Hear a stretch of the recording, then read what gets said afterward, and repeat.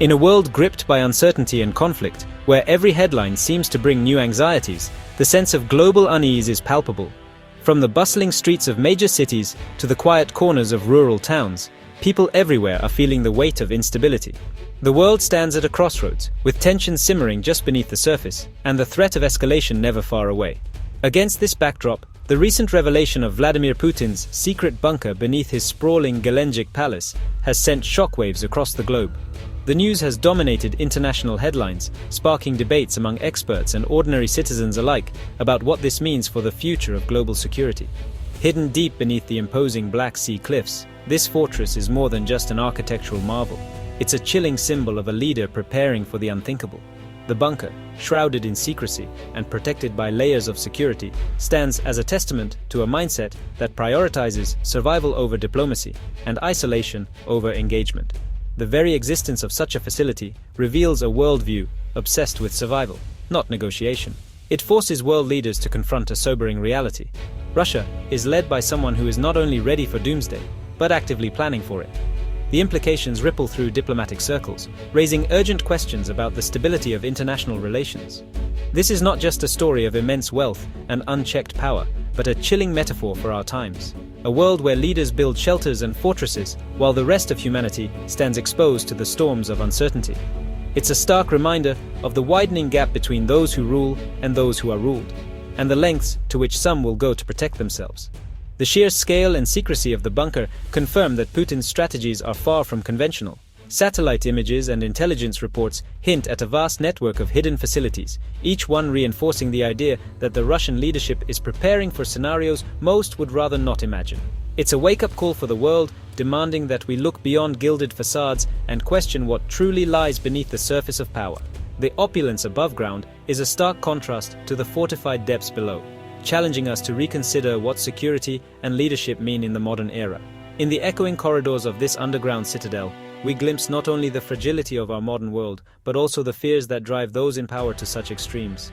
The silence of these tunnels speaks volumes about the anxieties shaping our age.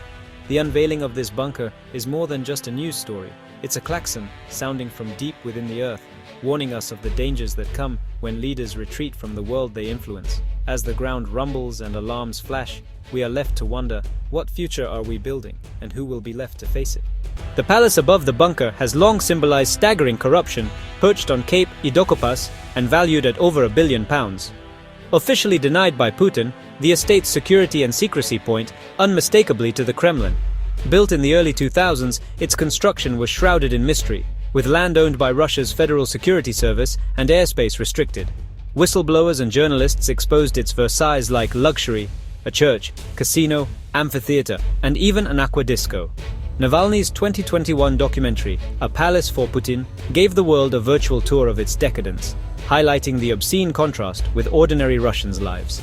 Yet, beneath the gold-plated surfaces, the true secret was buried, a fortress designed for survival, not just luxury. The real story was 50 meters underground. Proof of the bunker didn't come from spies, but from digital breadcrumbs left online. Navalny's team found architectural diagrams posted years ago by MetroStyle, a construction firm, and preserved by Russian urban explorers. These plans, once public, detailed 2 parallel tunnels beneath the palace, connected by an elevator shaft, designed for long-term survival, not just escape. The schematics revealed thick concrete walls, advanced ventilation, water supplies, and cable racks for communications. Experts confirmed this was a fully functional command post built to withstand catastrophe. The evidence was irrefutable, exposing one of Russia's most closely guarded secrets. Navalny's team brought these diagrams to life, showing the world that Putin's palace was, in fact, a fortress. The digital ghost of a defunct website had revealed the truth. Hidden deep beneath the earth, the bunker lies 50 meters underground, shielded by an impenetrable barrier of 15-inch thick reinforced concrete. This immense depth and fortification are designed to withstand even the most powerful attacks, from aerial bombardments to ground-penetrating munitions. The facility itself is vast, spanning an astonishing 6,500 square feet, enough space to house not just people, but also critical supplies, advanced technology, and essential command infrastructure. 2 main tunnels snake through the underground complex, each connected by a private elevator that allows for rapid movement between levels, ensuring quick access in times of crisis. These tunnels serve dual purposes. They are both escape routes and vital lifelines, engineered with redundancy in mind and equipped with independent water, air, and sewer systems, ensuring that even if the outside world is compromised, those inside can survive for extended periods. Along the tunnel walls, meticulously organized cable racks carry the arteries of the bunker, supporting robust power and high-speed communication links, vital for maintaining contact with the outside world and coordinating operations. At the heart of the facility, a high-tech war room bristles with digital screens and secure communications, transforming the bunker into a modern command center ready for any contingency.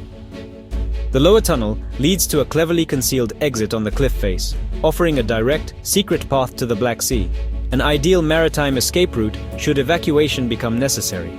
This is far more than just a shelter from danger. It is a fully operational strategic command center designed to ensure the chain of command remains unbroken and operational no matter the threat or chaos above. The design reflects a sophisticated, multi-layered security strategy, built to withstand attack, maintain command, and if needed, enable escape without detection. Every detail, from surveillance systems to reinforced doors, speaks to a leader obsessed with survival, secrecy, and absolute control. In every sense, it's a comprehensive plan for a worst-case scenario, an underground fortress meticulously crafted for power, protection, and the ultimate contingency. The bunker's revelation matches reports of Putin's growing paranoia and isolation, especially since the Ukraine invasion. Defectors like Gleb Karakulov describe a leader cut off from reality, fearful of assassination, and living in a self-imposed information vacuum. Putin avoids modern technology, enforces strict quarantines, and travels by armored train, shuttling between palaces and bunkers. The Gelendzhik bunker is the ultimate expression of his desire to insulate himself from a world he distrusts and fears. This isn't a new development. Construction began before Crimea's annexation, showing years of deep-seated anxiety. Putin's personal paranoia has become state policy, with national resources devoted to his survival above all else. The Russian public's response to the palace exposé was explosive, sparking mass protests and a wave of satirical dissent. The gold-painted toilet brush became a symbol of outrage, mocking the regime's excess while hospitals and pensions languished. The bunker's discovery only deepened public anger, highlighting the chasm between the elite's self-preservation and the sacrifices demanded of ordinary Russians. While protests are now suppressed, resentment simmers online and in private. The bunker story reinforces the belief that the war serves the regime, not the people. It's a monument to contempt, not leadership. The leader hides underground while the nation bears the cost. Trust in government erodes further with every new revelation. The palace and bunker represent a staggering diversion of resources from the Russian people to the ruling elite. £1 billion could have transformed public services, but instead funded personal indulgence and security. State resources are exploited for private gain, blurring the line between national wealth and the president's fortune. This breeds cynicism and corruption, eroding faith in institutions and the rule of law. The bunker, built for one man's survival, is the ultimate symbol of selfishness in a time of national hardship.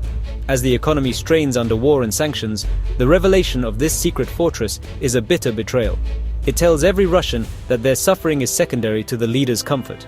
Experts see the bunker as a window into Putin's psyche, a leader gripped by siege mentality whose worldview is shaped by a constant sense of threat and encirclement. The very existence of such a fortified refuge speaks volumes about his mindset, revealing a leader who feels under siege, not just from external enemies, but from forces within his own country as well. Putin's obsession with personal security is evident in the layers of protection surrounding him: armed guards, surveillance, and secretive movements. This is not just about safety, it's about control, and the fear of vulnerability that comes with leadership in a turbulent era. Historian Michael Kimmage argues that Putin's elaborate preparations reflect deep anxiety about his own legitimacy. The constant need to reinforce his authority suggests a leader who is acutely aware of the fragility of his power, and who sees threats lurking in every corner, both at home and abroad. This anxiety is compounded by a belief in an inevitable clash with the West, a conviction that Russia is surrounded by hostile forces intent on undermining its sovereignty. The military build-up and defensive posturing are not just strategic, they are psychological, rooted in a narrative of perpetual conflict. The bunker, then, is not a mere prop for show, but a practical tool for a leader convinced he's at war, whether that war is real or imagined. It's a physical manifestation of a worldview defined by suspicion and readiness for crisis. This pervasive paranoia justifies authoritarian control, the suppression of dissent, and the ongoing militarization of Russian society. Every protest, every critical voice, is seen as a potential threat to the state, reinforcing the cycle of fear and repression. By preparing relentlessly for conflict, Putin may actually make it more likely. Each Western move is interpreted as confirmation of his deepest fears, fueling a self-fulfilling prophecy of confrontation and mistrust. The bunker, in this light, reveals a crisis of leadership, a profound uncertainty at the very top of the Russian state. A truly confident leader would not need a billion-pound fortress to feel secure. The scale and secrecy of these preparations point instead to deep-seated insecurity and a sense of isolation. At the heart of the Russian state lies a leader who feels alone, beset by enemies, and compelled to rule through fear rather than trust. When leaders govern from fear instead of strength, the world becomes a more dangerous place, one where suspicion and isolation can spiral into real conflict, with consequences for us all. Putin's secret bunker is more than a headline. It's a warning about unchecked power and secrecy. The Gelendzhik complex embodies a regime built on paranoia and disconnect, with catastrophic consequences for society and global stability. Such fortresses threaten international security and erode the principles of transparency and accountability. We must support investigative journalists, activists, and whistleblowers who expose these truths. The shadow of Putin's bunker is long, but public scrutiny is powerful. This is not just Russia's problem, it's a global challenge. The call to action is clear: demand transparency, hold power accountable, and expose what lies beneath.